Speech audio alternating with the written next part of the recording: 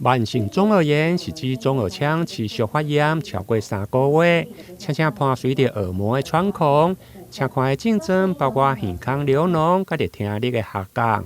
化膿性的中耳炎患者，佇感冒、免疫力下降，或者是耳腔入水的時，容易誘發急性的發炎，並且出現流膿的情形。衛福部台南病院耳鼻喉科的醫師黃義婷表示，化膿性的中耳炎初期會當使用抗生素的耳滴子，或者是局部的治療來控制感染。但如果藥物控制效果無好，或者是合併有膽治療，這是建議要來手術治療。慢性中耳炎的患者，他大部分的症狀都是以耳朵會流膿，然後有些臭味，甚至耳朵悶的感覺，然後聽力逐年下降的一個症狀。那甚至有些患者會有暈眩的情形。那耳內視鏡手術的主要的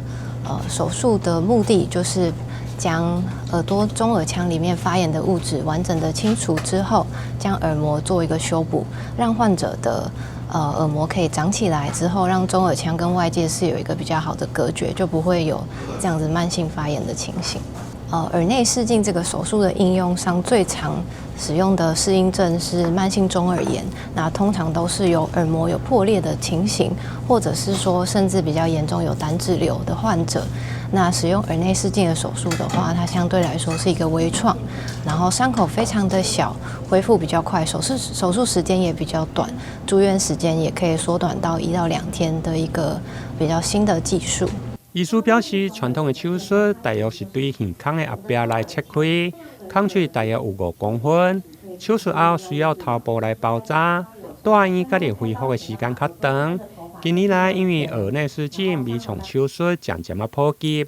不但空隙小，恢復嘛緊，不過手術也是有一定的適應症。醫師建議，在選擇治療前，應該甲專業醫師來討論，才會制定適合患者的治療方式。台南新聞林英根採訪報道。